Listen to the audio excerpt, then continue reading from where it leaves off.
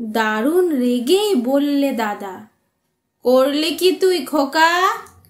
আঁকার কথা প্রজাপতি, আঁকলি শুয়োপোকা।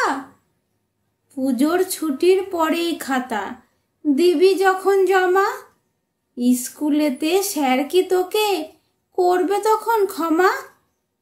রং তুলি সব সরিয়ে রেখে বললে হেসে খোকা, আমায় তুমি মিছেই দাদা ভাবছো নেহাত বোকা। লেখাপড়ার কাজে আমি দিই না মোটেও ফাঁকি, এখনো তো পুজোর ছুটির ২৭টা দিন বাকি। ততদিনেও এটা কি আর থাকবে শুয়োপোকা? প্রজাপতি হবেই হবে, নইকো আমি বোকা।